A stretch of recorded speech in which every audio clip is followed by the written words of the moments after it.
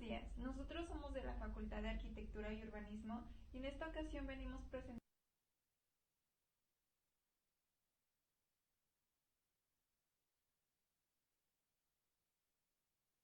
Buenos días, nosotros somos de la Facultad de Arquitectura y Urbanismo y en esta ocasión venimos presentando el tema de inferencia. Mi nombre es Oxana Guadalupe Agüero Rejón y yo daré el concepto de inferencia. La inferencia es un sustantivo femenino que significa el acto, proceso o efecto inferir. En forma general se puede decir que la inferencia se entiende como una operación mental que es realizada por un individuo para llegar a obtener como conclusión una proposición a partir de otra ya existente. En un contexto más filosófico, la inferencia se entiende como el paso de un conjunto de proposiciones a otro. En el primer conjunto se le puede llamar como la clase de las premisas y en el segundo conjunto como la clase de las conclusiones. Tal definición apunta a que la inferencia es como una entidad lógica formal en la cual se enfatiza la estructura silogística en tres niveles, que son dos premisas y una conclusión. Dicha conclusión es obtenida a través del razonamiento lógico, que ésta es considerada válida siempre y cuando sus premisas sean verdaderas y la forma del argumento sea el correcto.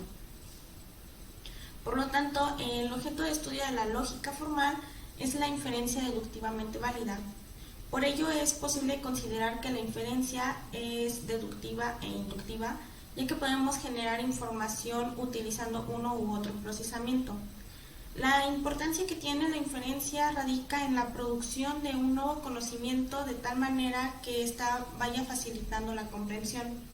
La inferencia se realiza dentro de un contexto determinado en el cual se construye a partir de una información cognitiva que el sujeto llega a almacenar con el producto de sus experiencias y conocimientos que tiene del mundo. En este proceso puede ser realizado durante o después de la comprensión, ya que en uno u otro momento son sustentadas por un conocimiento previo del sujeto. Buenos días, mi nombre es Nerida Huerta Bustos y en esta ocasión expondré lo que es inferir.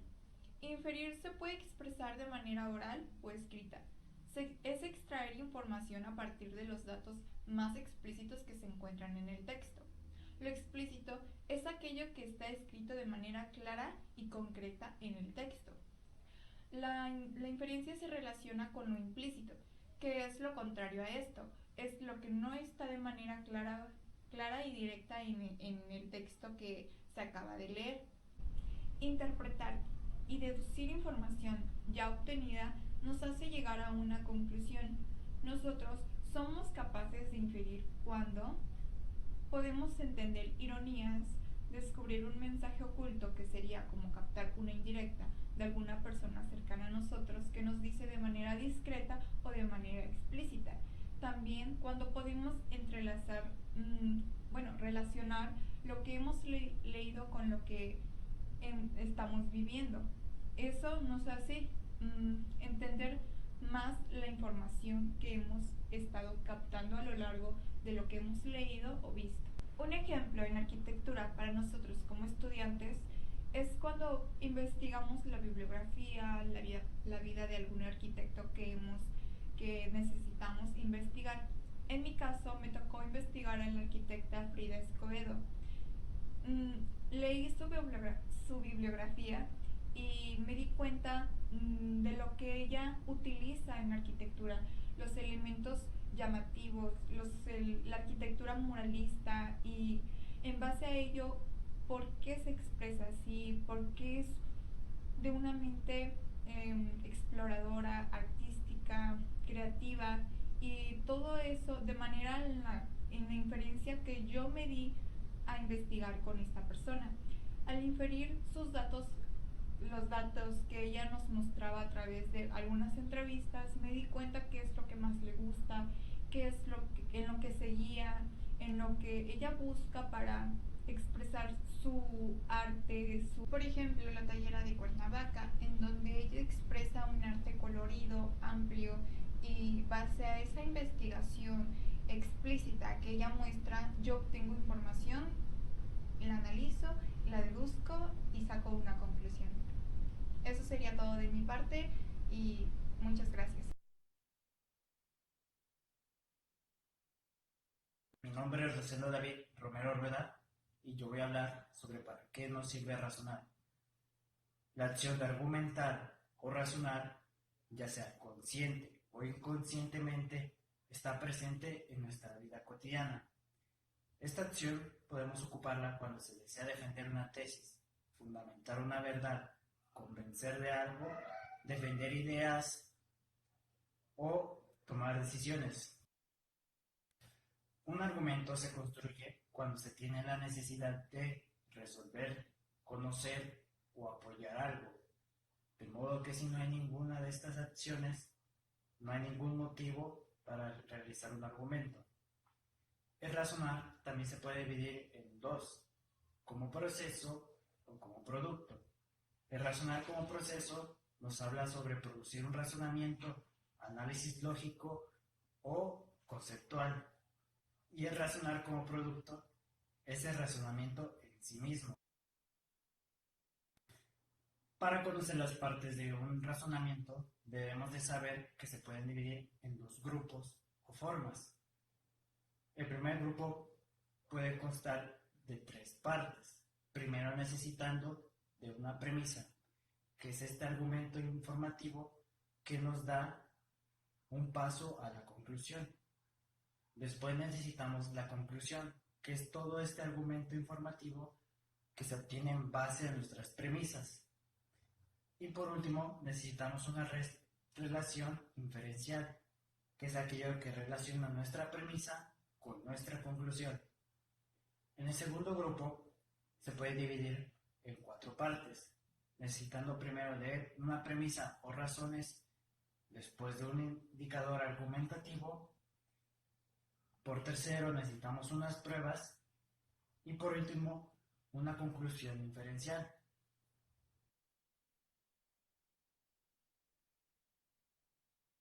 Mi nombre es Emanuel Mendoza y vamos a hablar sobre el tema de detección de argumentos y razonamientos. ¿Cómo podríamos detectarlos? Simplemente mediante la identificación de ciertos indicadores a los cuales se les llama expresiones derivativas, que estas nos van a indicar cuando nosotros estemos frente a un razonamiento. ¿Y qué es un razonamiento? Un razonamiento es el conjunto de propiedades que toman a las premisas como punto de partida para llegar a otra proposición que se le denomina conclusión. A continuación tenemos también una tabla que nos muestra algunos ejemplos de las expresiones derivativas.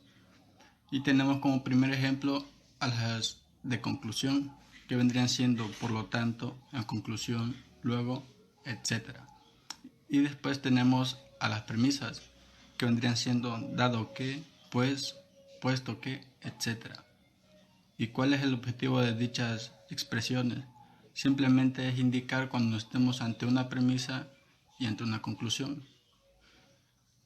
Dado esto, también sabemos que existen dos tipos de proposiciones, las proposiciones simples y las complejas. Las proposiciones simples se caracterizan por no tener conectores, mientras que las complejas sí. Un ejemplo de una proposición simple vendría siendo todos los humanos son mortales, y esto es dado que es un hecho, todos los humanos somos mortales. Mientras que un ejemplo de una proposición compleja sería si hoy es lunes, entonces mañana lavaré los trastes.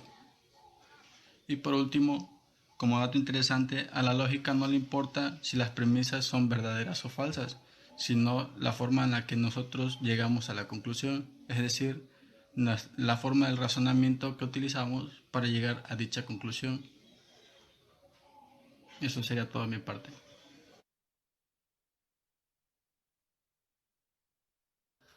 Bueno, mi nombre es Asenir Bello Sánchez y el subtema que me tocó explicar es algunos indicadores epistemísticos.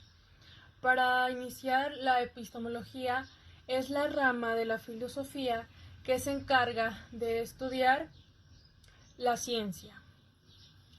Bueno, un indicador epistemístico va a ser aquella frase o aquella palabra que vaya antes como un indicio sobre lo que se va a tratar o sobre el enunciado epistemístico que va a continuar. Por consiguiente, nos habla de que si nosotros estamos conscientes de este tipo de interferencias, de la interferencia de dónde se obtienen y de las consecuencias que pudiésemos llegar a tener, esto nos va a dar como resultado los diferentes tipos de interferencia, porque nos habla de un 80-20. El 80% corresponde a lo que nosotros inferimos en lo que sabemos y el otro 20% es el conocimiento que nosotros pudiésemos llegar a tener. Bueno, por último nos habla de que las diferentes cosas que nosotros a lo largo del día o de nuestra vida principalmente vemos, cierta actividad o cierta situación, escuchamos lo que está pasando y ya después de esto nosotros tenemos un tipo de conversación interna para llegar a una conclusión o para aprender cierto tipo de conocimiento. Nos habla de 3 factores o 3 palabras básicas, que es la verdad, las creencias y en el medio tenemos lo que es el conocimiento. La verdad es lo que es en realidad de la situación. Las creencias, lo que nosotros pensamos o a través de la intuición podemos decir que es. Y ya si nosotros fusionamos estas 2 palabras, tenemos lo que es el conocimiento.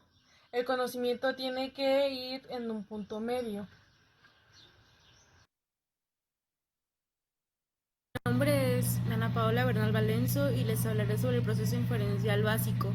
Bueno, en este proceso inferencial no existe el cuidado de que el proceso haya sido el correcto, en el sentido de tener suficientes procesos de prueba. Y bueno, puse como ejemplo que es el siguiente. Tenía que ser el presidente municipal. Claro, son salapeños. Siempre ha de ser Lupe la que lo diga. Era de esperarse que todos pensaran eso. La comida con mucha harina engorda. Dejó de comer harinas y bajó de peso.